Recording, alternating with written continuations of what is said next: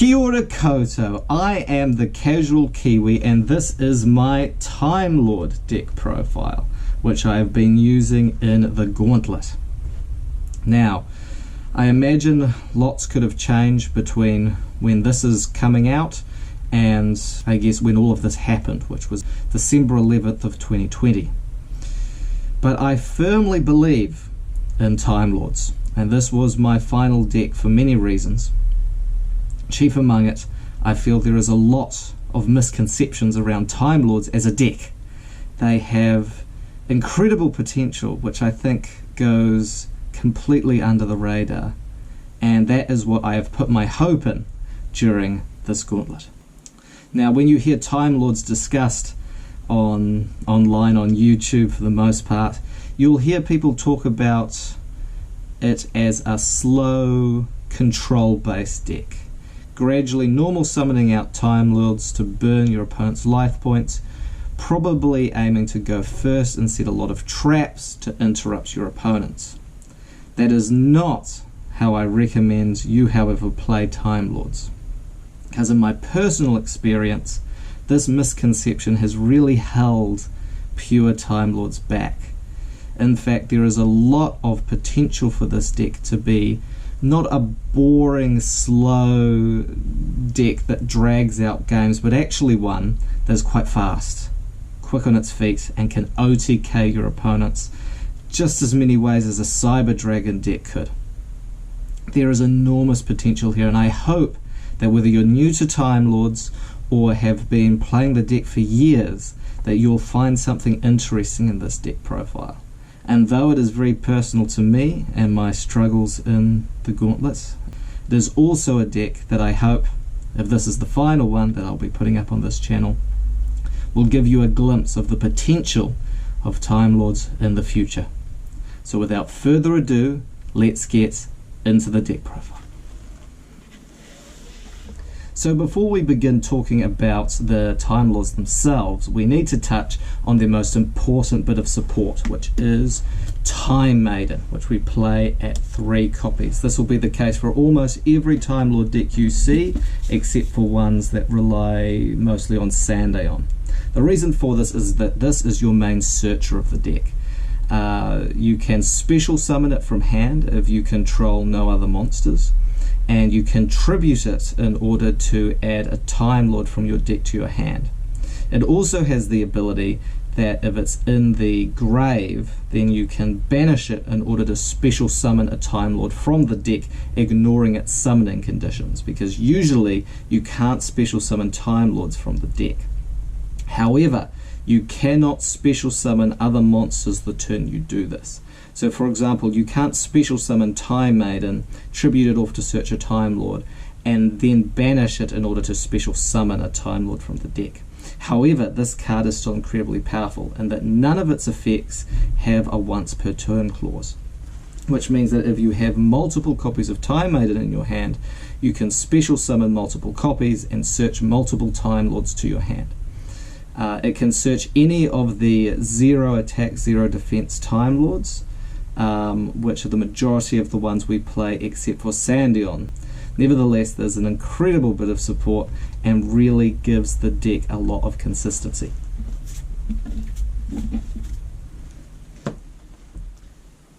So now we can move on to the main deck Time Lords, and we are running 3 copies of Michion the Time Lord.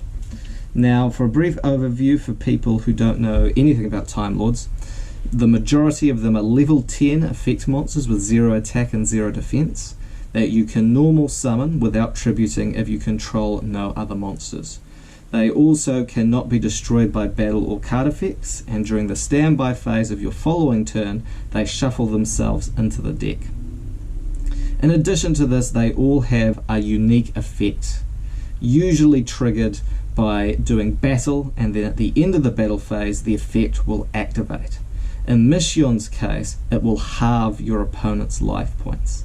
Now, an important thing with Michion is that that is not actually effect damage. It simply halves your opponent's life points. As a consequence, this can get around a lot of cards that might prevent burn damage generally. However, Michion on itself cannot close out games because it only halves your opponent's life points, never reduces them down to 0. That's where the other Time Lords we run come into play. So we have 3 copies of Raphion, the Time Lord. Now this Time Lord has a unique effect where after it's battled at the end of the battle phase, it is able to deal damage to your opponent's life points based on the attack of one monster that it battled that turn. Raphion is a fascinating card, a card that I think will only get more powerful as time goes on. This card, I think, in future versions of the deck will be able to end games on its own because it doesn't specify original attack, which means that cards such as Psychic Blade, which we run in this deck, we can equip to our opponent's monsters to make them incredibly large, to do a lot of burn damage. Now combined with Michion, if you get both it and Raphion on the field, you're able to halve your opponent's life points, and if you're able to do more than 2,000 points of damage with Raphion, you can then go into Gustav Max in your extra deck and burn for a further 2,000 OTK. That is some powerful stuff. In addition, you might say, well, Raphion might allow you to OTK, but only if your opponent has a monster with more than 2,000 attack. What if they don't? Well, that's where Sandaion, the Time Lord, comes into play. Now, Sandaion is quite unique among the Time Lords. It has 4,000 attack and 4,000 defense and cannot be special summoned off of Time Maiden or searched by Time Maiden. However, it's the one Time Lord that can naturally beat over opponents' monsters, making it an important source of removal. It also does 2,000 effect damage at the end of the battle phase, which means that regardless of whether it battled an opponent or not, it can do a straight 2,000 damage, which again, combined with Michion, and once overlaid for Gustav, allows you to OTK. So that's now 2 different ways, or 2 different combinations of Time Lords, which allow you to end the duel in 1 turn. Now, Sandaion, you can only control 1 copy of Sandaion on your side of the field at a time, and you can only normal summon it without tributing if your opponent controls a monster. So those are 2 wrinkles to Sandaion that's important to keep a note on. And that is the last of the 3 of Time Lords that we run. What we run in addition to that is 2 copies of Kamion, the Time Lord. Now, if you saw my profile prior to the Gauntlet, then you'll know that I used to run this at 3 because it is, in my opinion, the best negation that Time Lords have. While you could run board clearing Time Lords, a lot of them don't do effect damage, which Kamion does 500, which can make all the difference in finishing off a game. But also Kamion is the only Time Lord whose special effect, which is to shuffle a card back into the deck and burn your opponent for 500, cannot be negated. It is a spell speed 4 and cannot be interrupted, much like Super Poly or Forbidden Droplet, which makes this an incredible removal option against almost anything your opponent might have. The only weakness to using Kamion is that you still have to battle in order to get that effect damage and that shuffle back. The final Time Lord we play is Lazion, the Time Lord. Now, this does not have Kamion's effect, but it does have a similar small burn effect, which can be important in finishing off games. And uniquely among the Time Lords, it does not activate at the end of the battle phase. If your opponent draws a card, whether it's during your turn or their turn, the first time that happens, then Lazion will burn your opponent for 1,000. Now, this effect can go off without you having to battle, which means that it's much harder for your opponent to interrupt. And it's really here because it allows you to finish off games once you've got your opponents down to their last threadbare life points. It does have a battle effect, which is to shuffle everything in the graveyard back into the deck, which might prove helpful against Silent's final deck in the Gauntlet. We'll have to see, because it is quite graveyard reliant, her strategy. So I wanted to have Lazion in this deck, and so I've included it. Because in the past, I like to only run 3 of the Time Lords, and I'd say in general, if you're running a Time Lord deck, you don't want to be running a bunch of one-off Time Lords, because too often you won't be opening the Time Lords you need to finish off your opponent. And that's what you have here. You have either Time Lords that allow you to OTK, or ones that will allow you to get rid of that slight remaining life points that might be around after you've attempted an OTK. So that's it for the Time Lord package. So now we will be moving on to additional monsters I run in this deck. So in addition to the Time Lords, other monsters you might want to consider playing are things like 3 copies of Parallel Exceed. You could even theoretically run this at 2 copies, but it is a card that I really want to see because it opens up yet another OTK option. Parallel Exceed, if you link summon, allows you to special summon it from your hand and another copy of itself, except reducing the 2 Parallel Exceeds levels to 4. Now this can be very useful in that we run a card called Double or Nothing. So we are able to go into Utopia Double with this and access another potential OTK. And part of the reason it's so easy to use Parallel Exceed in Time Lords is that you just need to link summon in order to trigger Parallel Exceed. And there's a card called Solomon Great Almirage, which you can link summon if you have a normal summon monster with less than 1000 attack. So if you open with a Time Lord and you open with Parallel Exceed, then assuming it's a 0 attack, 0 defense Time Lord, you can go into one of your OTK options.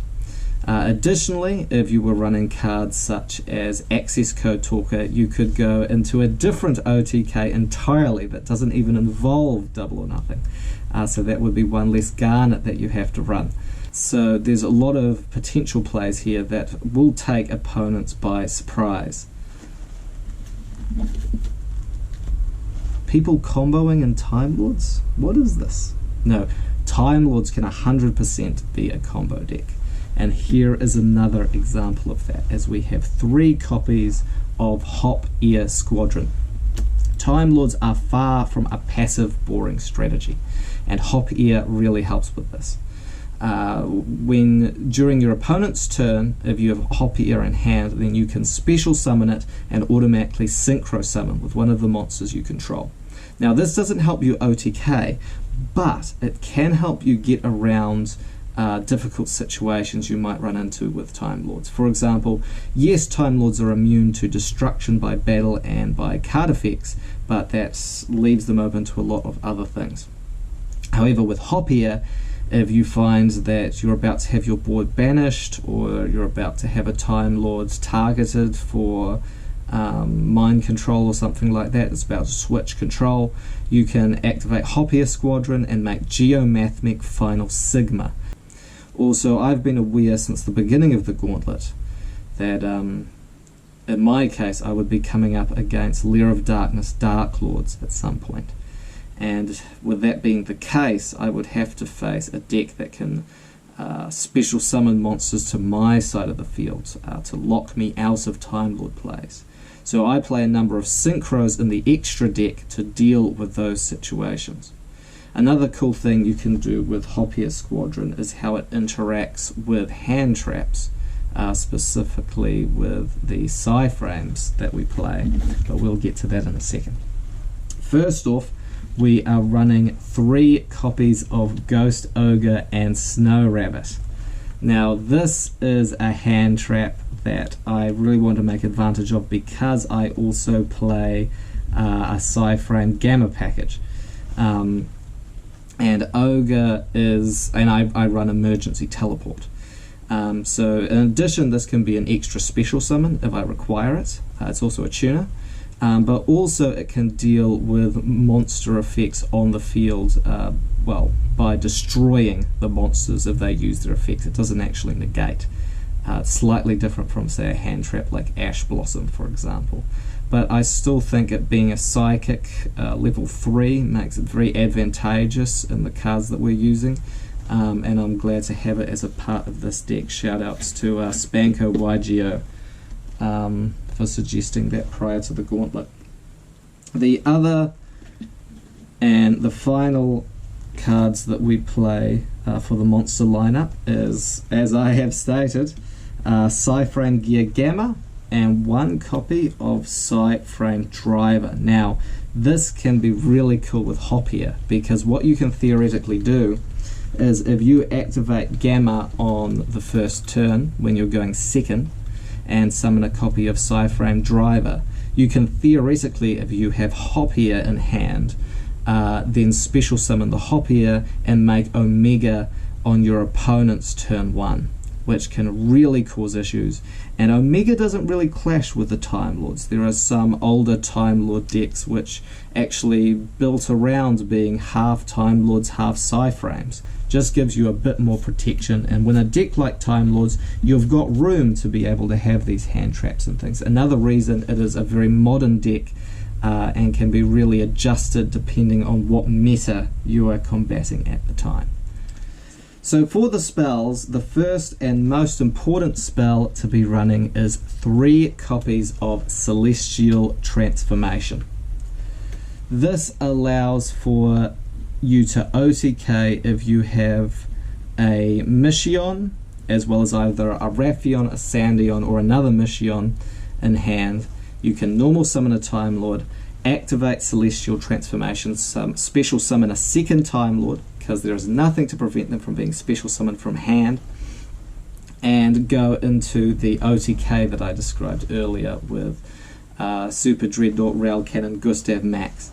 And interestingly enough, because the Time Lords cannot be destroyed, Celestial Transformation's effect to blow up a monster at the end of specifically destroying the monster it summoned during the end phase does not go through. So the Time Lord will stick around if for whatever reason you can't OTK. Celestial Transformation is really the bread and butter of the OTK strategy. And I think for a long time people saw this card as the only way to OTK in Time Lords.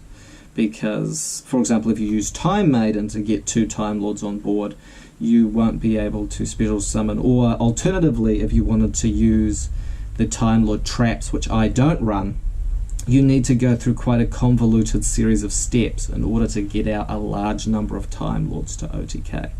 So Celestial Transformation has been the way to go. But what I've realized is that Celestial Transformation isn't the be-all and end-all of the OTK strategy. Using cards like Parallel Exceed, we have more options now to OTK than ever before. And with the potential of Raphion being combined with different equip spells to be able to do incredible amounts of damage, I think Time Lords, you could run an OTK version of Time Lords without Celestial Transformation. But we're getting to a stage where that could be possible. There is a lot of tempo in this deck, and please, please, please do try running the deck this way, because you'll find it a lot of fun if you like these sort of fast-paced decks the way I do. Now, what other spells do we run? We also run 3 copies of Magical Mallet. Now, this is a card that I've taken some flack for in the past, because it is fundamentally a neg 1. You choose a number of cards in your hand to shuffle back into the deck and then draw the same number of cards. Now, there's a couple of reasons I play this. First off, it's a card that allows us to put garnets back in the deck. We really want our double or nothing in the deck, not in our hand. And we also want our PSY-frame Driver in the deck and not in our hand. So Mallet deals with both of those. It also allows us to dig for specific cards. For example, if we opened with Celestial Transformation, and Michion the Time Lord, we've got 90% of our OTK together. We only really need one more card to be able to finish the job. And so Magical Mallet allows us to dig for that final card that will get the job done.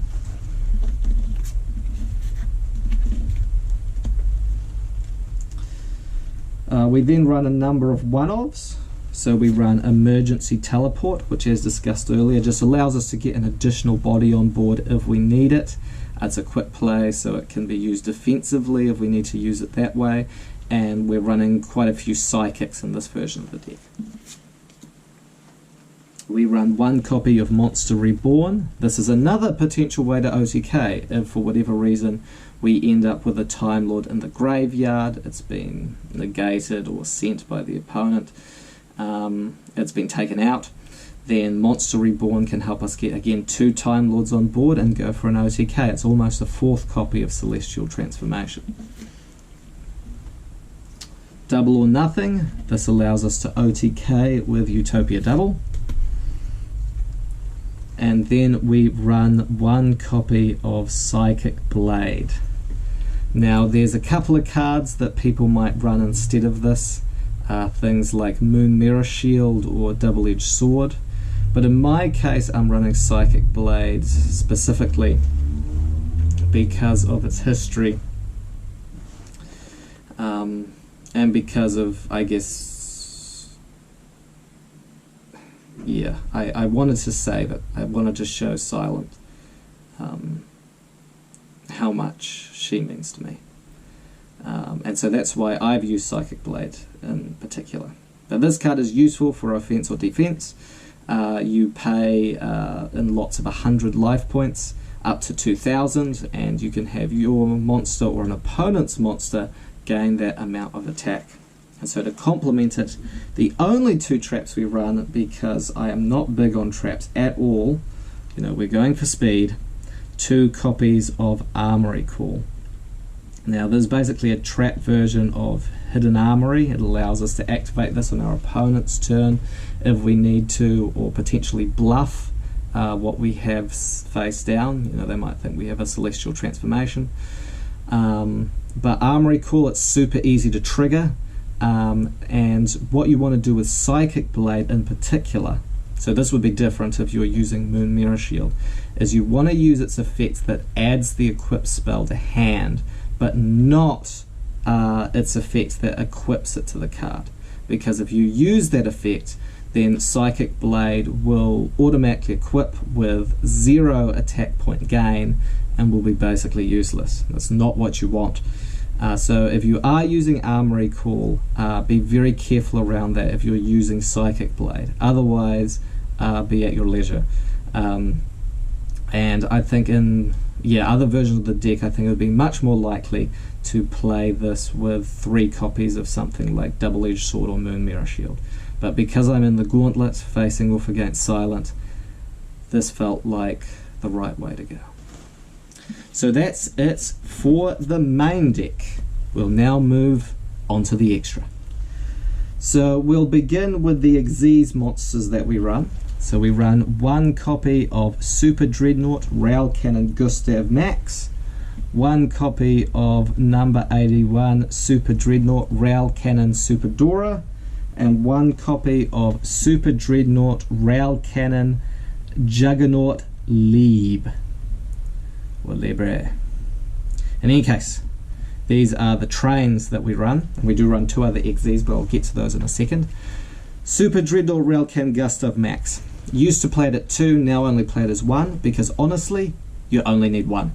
You're aiming to OTK with this card by detaching 1 material to do 2,000 damage. Combined with your Time Lord's effects, that should be enough to end the game. This is your main OTK engine. And if you pull it off, you will win the duel. So it's important that if you're getting out Gustav Max, you know that you can go for it. However, it's actually not the only OTK option we have here. You might find yourself in a situation where your opponent has no monsters on board, and you have a Raphion and you have a Michion, for example. that's not quite going to be enough to OTK. So you'd think you'd have to go defensive and play a bit slower, but you don't. You really don't. And that's because of Superdreadnought, Rail Cannon, Juggernaut. What you can do with this is, rather than attacking with your 2 Time Lords and then going for your OTK after the battle phase, you go for it during the battle phase. So you go into Superdreadnought, Rail Cannon, Gustav Max before the battle phase, burning for 2000, and then you overlay into Rail Cannon, Juggernaut, and you detach a material, and that boosts it up to 6000. So 2000 plus 6000 direct is exactly 8000 points of damage.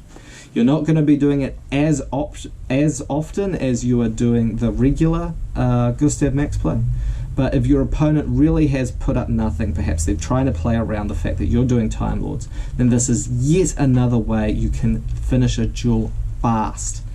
You know, this is a deck that can OTK like 5 different ways. I think I've explained at this point. It is not a slow deck. It is not a boring deck. I promise you, you can have a lot of fun with how you finish games in this deck.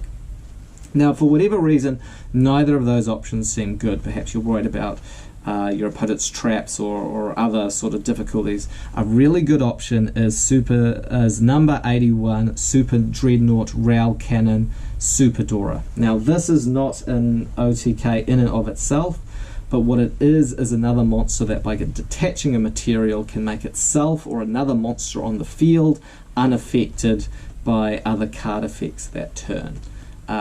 Which can be super handy for really protecting your board, and with 4000 defense, it can be a really hard thing to knock over. So if you do need a fallback on a defensive strategy, you're not out of options. The opportunity is there. You're not locked into OTKing or being wiped out. There are other plays. This can be a good one if you're forced to go first. I always think of it kind of like if you're a Cyber Dragon player and you're forced to go first and you make Infinity and pass. This is your Infinity and pass. So that's it for the trains that we run. In addition, we run number 39 Utopia and number 39 Utopia Double. Now this is an OTK option again. You make number 39 Utopia. I prefer to make it in defense if you want to be cautious.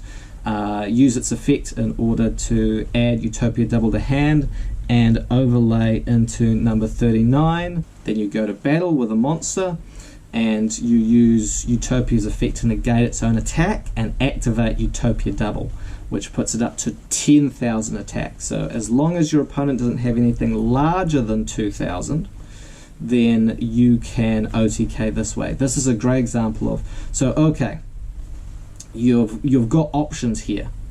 You might be in a situation where, again, you've got Raphion in hand, you've got Michion, you've got Celestial Transformation, whatever, and you've got Parallel Exceed. And that sort of opening hand, if your opponent summons a monster that has more than 2000 attack, then you go for Gustav Max for game. But if your opponent has a monster on board that's less than 2000 attack, Utopia Double for game. So you've got options. You know, this is something in the past that I think people weren't aware of. They thought if you go OTK, you've only really got one option and you need to play a bit more conservatively. That is no longer true. Please play Time Lords aggressively. So that's it for the XYZs. Now moving on the Synchro package. Now my Synchro package is slightly larger than probably what you'd play, purely because I know what I'm going up against soon, against with Silent M. I am running 2 copies of Geomathmech Final Sigma. I've discussed this earlier, but again, this can be just an alternative boss monster to go into. It also does double damage if it's attacking into a monster, which can occasionally come up. Protect the board sort of option to go into. That throws a real curveball at your opponents. We then run 1 copy of PSY-frame Omega, which we use to deal with any additional, this is basically just additional interruption. Because Omega puts itself off the board, that frees up our monster zones to be able to special summon Time Lords, normal summon Time Lords, sorry. and it can be really handy. Black Rose Dragon is specifically if we get in a situation where we can make a level 7 synchro, and Queen of Thorns is if we have to make a level 6 synchro. So Black Rose Dragon will blow up everything on the field. I believe it's all cards on the field including itself, which means that following doing this you have a clear field to normal summon your Time Lords. In the case of Queen of Thrones, this is not Game of Thrones, Queen of Thorns, this is more, like best of a bad bunch. What sort of level 6 synchro could we put in? We only do 1 or 2 special summons usually, unless we're going for a parallel exceed play, which means that getting out Queen of Thorns, which forces people to pay 1,000 life points for any normal or special summon, damages our opponent much more than it damages us. It makes comboing off, puts them in risky territory for us to potentially kill them next turn with our Time Lord burn. That's why we've got Queen of Thorns. Solomon Great Almirage, the card that makes the parallel exceed play works with almost all of your Time Lords, super handy, great to have in the deck. Proxy Dragon, just an easy link 2 to make. Because Silent runs a lot of Darks and Lair of Darkness, we are running Wee Witch's Apprentice, just as a potential link 2 option to make.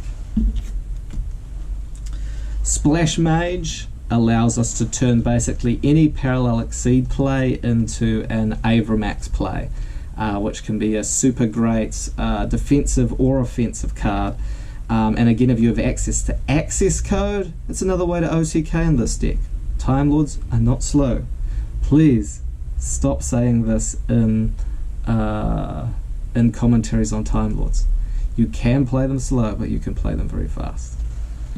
And I know I'm saying that a lot, but every time I've looked at Time Lord profiles or I've looked at larger Yugi tubers commenting on Time Lords, they make that mistake of seeing it as a slow, boring deck. And Time Lord players, we're better than that. Okay, we can be high rollers, we can play fast, and we can summon Mech Knight Crusadia Avramax. Okay, this is, again, if it's sent from the field, it can shuffle something away. It prevents itself being targeted with card effects, and it forces attacks onto it, at which point, if it's facing a special summon monster, it can gain that monster's attack points, which can make it, and that's both when it attacks and when it's being attacked. So Avramax can be incredibly powerful as an option, and so that rounds out our deck profile. This might be my last chance as the Casual Kiwi to spout the praises of Time Lords. It's a deck that I've always felt very close to, and I guess I really want to light a fire with this final deck profile. I want people to remember Time Lords when they look back on it, at some point when it really is obsolete, and be able to say, hey, there was actually some really creative stuff going on with this deck. Maybe, there is more potential in the future too. I want to keep that fire alive. And so, Time Lords, they're a burn deck. They're all about keeping that fire alive. And so I hope you will, have enjoyed this profile, and that it might have given you some ideas. I know that this version of the deck is very personal to me, but there are a bunch of different ways that you could vary it up to be just as good for you. Perhaps better, honestly. Again, I am just a Casual Kiwi. And that is the end for what will probably be the final deck profile on this channel. Thank you for watching right to the end and sticking with me through all of this. For everyone, the Team Casual Discord, for sticking with me through all of this. Whenever this does eventually go live, I think I've drawn it out as long as I possibly can. I know that, yeah, if I do become the monster that I believe I will at the end of this gauntlet, as fate has directed that I probably will become, then, you know, there will be no evidence left, unfortunately, that I was ever here. There will be nothing within the gates. If that version of me survives this gauntlet, then there will be nothing to find here, unfortunately. I wish it could have been different. I wish I could have saved something for you guys. But no, it'll all be gone. It'll all be cleared up. There'll be no evidence we were within these bars, these fences at the end of the day. So thank you for being there for that period of time where I was the Casual Kiwi. So without further ado, ngā mihi and good night, and I'll see you all at the end of the gauntlet.